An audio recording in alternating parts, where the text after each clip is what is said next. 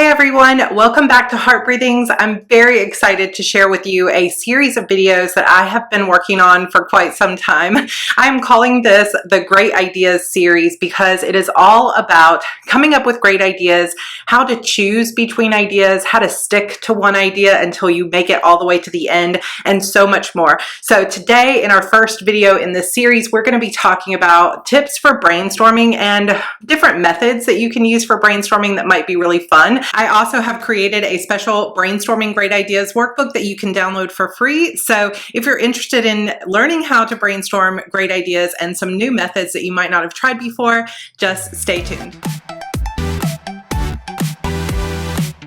So if you guys have been around the Heart Breathings community for a while, you know that I love to create longer video series sometimes where we stick to one topic but cover lots of different aspects so that we can go deeper into one subject rather than just kind of glossing over the surface. And a lot of the questions that I get asked from time to time are about great ideas. How do you come up with ideas? How do you keep track of your ideas? How do you find inspiration? How do you stick to one idea until it's done instead of constantly getting distracted, which is a huge problem for most of us, as well as how do you choose between ideas? If you have lots of great ideas, which one do you write? So we're going to have at least 7-part series all about great ideas and all of those topics that we just talked about. Today's video is going to be all about brainstorming, and as I do, I have created a special workbook. There are going to be lots of little workbooks and worksheets that go along with this series, but today so far I just have the brainstorming great ideas one. Sorry, that kind of messed with my lighting there,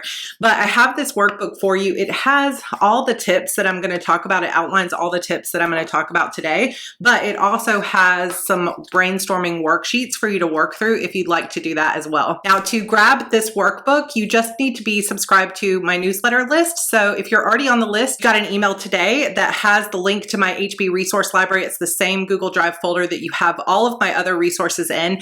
But if you're not on my newsletter list, you can just sign up for it today. I will leave the link for you down below, and you'll get access not only to this Great Ideas workbook, but also to my plotting workbook, my series workbook, word count trackers, and so much more. I'm constantly adding to it, and it's all free. So come join us in the Hearties newsletter. Okay, so let's talk about brainstorming. Basically, the process of brainstorming is just getting all of your ideas out of your mind and even pushing yourself to think of new and unusual and interesting things that you really need to kind of get your most basic ideas down on paper and then push yourself to come up with things that may have a better hook or something that's a little bit more original or something that really is going to grab your reader's attention. But there are some fun ways to not only kind of open your mind to the brainstorming process, but there are some methods that you might want to use. Now, this video is only going to go over 5, but there are tons of great brainstorming methods. So if you have a tried and true brainstorming method like mind mapping or word mapping that you like to use when you come up with your ideas,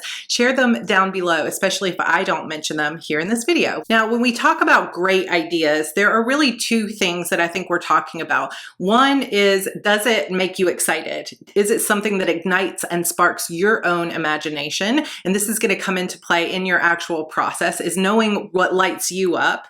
And number 2, is it something that other people are going to be excited to read? Is it something that is high concept or something that is universally interesting to a lot of people? Or is it something similar to what's been on the market before, but with your own twist? So we're going to cover what makes an idea great and what high concept means in a future video. Today, we're going to talk mainly about 5 brainstorming tips, how to get yourself in the mood, and then 5 proven methods that have been the ones that work best for me. So let's get started. So the first tip that I have for you is really to get yourself into a state of having a totally open mind. That means really sit down with intention and think, I'm not going to judge any idea. Nothing that I say here or put down on paper is a bad idea. Nothing's stupid. Nothing is worthless. Nothing is done too often or too unique. There's no judgment at all. Having an open mind is one of the best and most crucial ways to truly have a productive brainstorming session.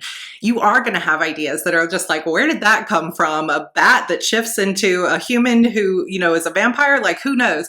Where did that idea come from? Yes, you are going to have some ideas along the way that are like way out in left field and probably would never make a great book, but that's how you get to the good stuff. You have to keep mining for it. It's kind of like if you got this pickaxe that you're just just constantly going through all these rocks, and eventually there's going to be a little nugget of gold that you can use in your story. So don't be afraid of the just like worthless rocks and dirt and mud and worms that you're going to find along the way, because that's how you get to the good stuff. So whatever ways you can think of, methods you can think of to really open your mind, because if you censor what you're saying, what you're thinking, it's like you're throwing up walls to great ideas, and you never know what might be on the opposite side. When my husband George and I are brainstorming ideas for plot, we sometimes will come through some of the dumbest things, and some of the things he suggests are things I would never write in my story. But that stupid idea, sorry George, sparks something really awesome, because it's like, no, not that, but what about this? And sometimes that's just a chain reaction. So you have to be willing to have the bad ideas and not throw up walls of judgment along the way. My second tip for great brainstorming session is to keep track of everything. So I have a notebook where I keep all of my notes, but you could use a digital file, you could use a Google Doc, you could use Notion, but keep all your ideas. What I used to always do is have like a small notebook or a note card or some sticky notes, and I would write ideas as I was brainstorming. But what inevitably happened over the course of years and moving is I lost those ideas. I had one great brainstorming session a few years ago where I literally wrote out the plot, like the overarching plot for 10 different novels, and I could never find it again. It's in some notebook that probably got thrown out or recycled, and it's gone forever. So I highly recommend that you come up with a system. And again, we're going to have another video on this later in the series, so make sure you're subscribed. But I recommend having a specific notebook that you use as your main brainstorming notebook, where you keep all your ideas. We're going to actually talk about how to create something like that in next week's video. This is my brainstorming or book of master lists and inspiration. So I'm going to have an entire video on this notebook, but I recommend that you have one place where you keep all your ideas and you keep them organized and in a place you can find them, instead of like little notes throughout the house. I actually specifically have been using a Samsung Note phone for years because it has that little pen stylus in the phone, and I can just take it out and write at any moment, and I always have it there in my Google Doc. But whatever system you come up with, just make sure it's consistent. Tip number 3 is to pick a great brainstorming partner. I find that brainstorming can be so much more fun, and it can really get you out of your own mind and start pushing you and challenging you to create new ideas when you have a great partner to bounce those ideas off of, especially if that partner also enjoys the same genre that you write, or they have a lot of knowledge of storylines and tropes and things like that. It can make it so much more fun. However, I really recommend that you don't pick a partner who is super judgmental or critical, because if every idea you throw out, they're like, well, that's stupid, that's just like Twilight, just let them go. That is not the right partner for you. You want a partner who's going to be excited and have that same open mind energy that you have, but that will be able to throw in some good ideas along the way. My fourth tip is to get yourself in the zone.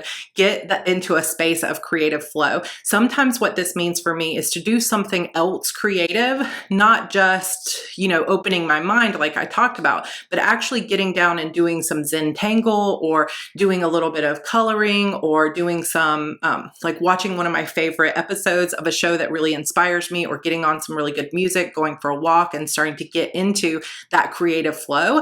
Art journaling has been a favorite way of mine to get into creative flow lately. So get yourself into that creative space where you have lots of time to really think. Don't plan your brainstorming session, if you can avoid it, in just like a 30-minute session where you have to go very fast, because you're never going to get into that relaxed, freedom, creative vibe flow. And in fact, if you're trying to brainstorm like a new series that's going to be something you write for the next decade of your life, maybe even try to go on a retreat or allow yourself an entire weekend to just immerse in these ideas and plan activities for getting into creative flow, because that is going to be a super important brainstorming session. I am down to the last 2 books of my best-selling series, the Shadow Demon Saga. I'm currently working on book 11, and I have a feeling that I will finish this series this year in 2021. So I'm already thinking big of like, what's my next long 10, 12 book series? So that's going to be an epic brainstorming brainstorming session, and I'll probably try to get away for an entire weekend to do that brainstorming. My fifth tip for having a great brainstorming session is really and truly just to have fun. This is no pressure. Don't put the pressure of yourself of like, I have to make it a good series that people are going to love. This has to be something an agent's going to want to buy. Don't put all that pressure on yourself. Just have a good time. Think about the stories that really light you up, that would be fun for you to write, things that just make you like, oh, I'm so excited to write that. Get into that vibe, not the like needy vibe of this book has to sell or we're going to lose our house. Like, even if that is true, try to let go of that as best you can and say, what's going to be fun for me? Because I promise you, the more fun you're having writing it, the more fun readers are going to have reading it and consuming it. So writing something you love, having fun with the brainstorming session is super important. Okay, so that first half of the video was all about tips for getting in the mood and having a good brainstorming session. But now we're going to talk about 5 methods I love to use to really bring up all the ideas, like actual tasks and exercises. But I will say there are tons more. You could search here on YouTube, you can search on Google or Pinterest. There's word mapping and word associations. There's all kinds of different brainstorming methods that you might want to use, but I'm going to go over my top 5, and feel free to share your favorites in the comments with the community. And remember that I do have this workbook that I made for you that lists all of these types of brainstorming methods and gives you some exercises and worksheets to fill out to get you started. So don't forget to download that for free at the link below. So the first one is to keep a book of master lists and inspiration. So this is something I actually just recently created because I have been wanting to do this for a long time. And I have been keeping this in different notebooks, like I said, different places, Google Drive docs, and it's been kind of scattered. But I highly recommend creating one central place, one notebook that you keep all of your master lists. So let's talk about what a master list is. A master list is basically, it could be a top 10 list, a top 100 list, but it's just a laundry list basically of your favorite things. So remember I was talking about things that light you up and get you excited?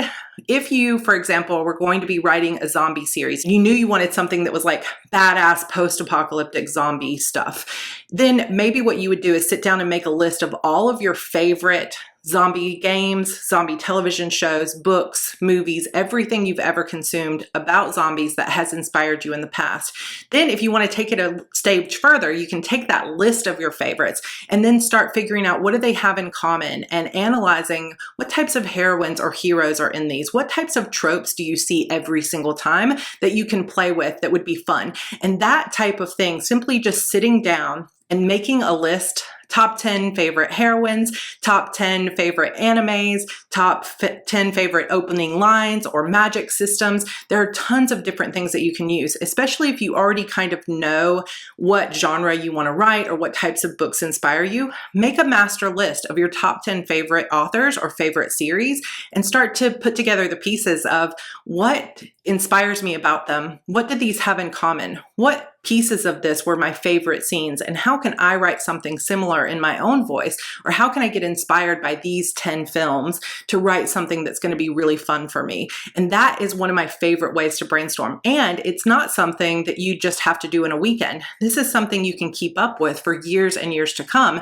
that you continue to create these lists. So in the workbook that I have for you, I have an entire list of suggestions of lists that you can create. And I find this to be super helpful in inspiring me and figuring out what types of things I love and what types of things are in my id, so to speak, if we want to go Freudian, what types of things are really just naturally light me up for some reason, like twins or magical talismans or color coding, things like that. Those things really excite me and I like to use them in my fiction. Next week, I am actually going to give you a tour of this and we're going to talk through it and I'll show you a little bit more about how to create that and we'll go into more detail. But that's one of my best brainstorming methods, is to have those lists and then start pulling things from them and bouncing ideas and using that kind of as a springboard for new ideas to come to me. Brainstorming method number 2, which is of course tried and true, is to play the what if game. This is basically just taking any type of prompt and letting your imagination fly. What if you woke up tomorrow and ...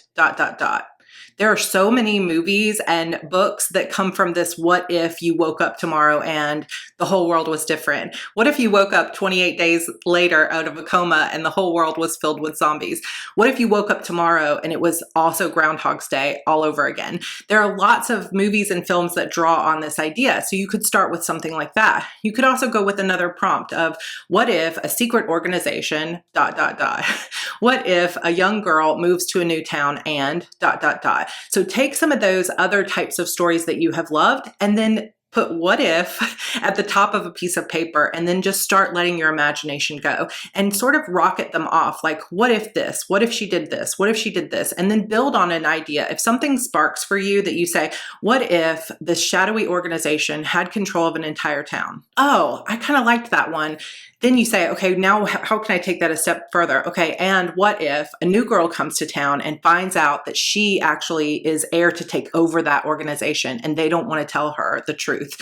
Okay, now that sounds cool. What's going on with this girl? And you kind of chain reaction that what if into an entire story and see how far it goes, see how far your imagination goes. And then what you're left with is a really cool story idea. Then do it again. What if it's not a shadowy organization? What if it's aliens? Okay, let's take this in a totally new direction. But just remember to have fun with it and play that what if game. Again, I do have some exercises for you in the workbook. Brainstorming method number 3 is to pull from real life and current events. So this would be going through, like, Google your favorite news source, like celebrity news or any kind of news that you have on your phone or your computer, and start looking through the headlines. And of course, taking it and making it your own twist, like local woman finds out that her father is still alive after, she thought he died in a fire when she was a little girl.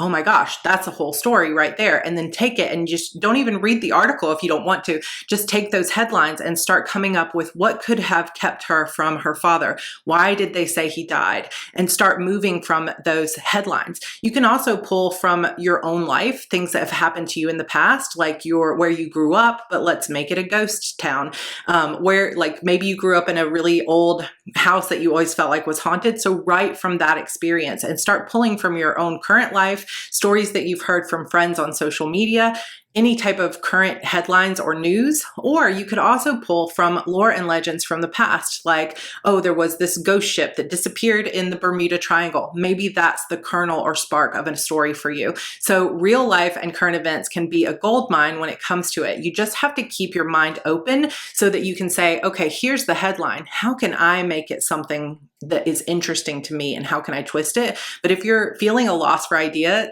take a couple of minutes and roam through just the headlines of some of your favorite news sources and see if something sparks an idea. Brainstorming method number 4 is to immerse and daydream.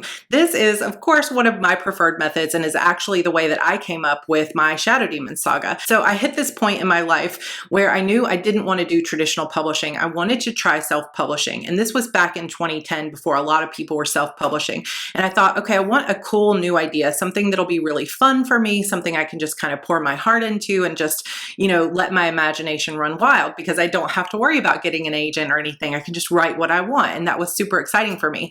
But I wasn't sure what the right idea was going to be. So what I did was I took things that I could find on Netflix, HBO, and other places on TV. I went to the library. I read a bunch of books in genre. I knew I wanted to write something young adult, something set in a high school. So on my Netflix, here comes Veronica Mars. And I was like, well, it's not paranormal. She's not witchy, but let's see if I like it because it's got a murder mystery in it. And I loved that show. I adored it. And after basically immersing myself in that show, watching every single season back to back to back, without a break, this was before I had kids, I thought, oh my gosh, snarky heroine who's been an outcast most of her life or for some part of her life, who's solving mysteries because she's a witch and she's using her witchcraft to solve mysteries. That was the spark of the idea for my book, Beautiful Demons. If you've read that series, it doesn't really turn into a witchy Veronica Mars at all, although there are murder mysteries along the way.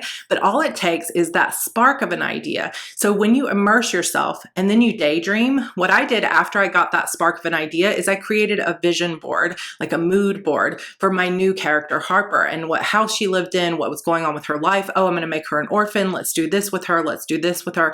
And that is where the idea began to grow. But when you're brainstorming, all you need is that spark. spark. And for me, immersing in that show that was high school setting, same kind of heroine I wanted to write, was all I needed to get that idea going. If you have some details of the kind of story, the feel of the story, find some type of media. It could be anime, it could be a video game, it could be a manga, it could be a series of books, but find some things that evoke a similar feeling or a similar type of heroine, and then immerse yourself. Whenever I go to write one of my zombie books, I always immerse myself in Left 4 Dead for a couple of days to get myself back in the mood of every turn there's a new zombie waiting for you. So that immersing and then giving yourself the space after you're done, like binge watching something, and just saying, okay, now I can actually daydream about what this might be for my own series. Also, who knew that binge watching television show could actually be research for your novel?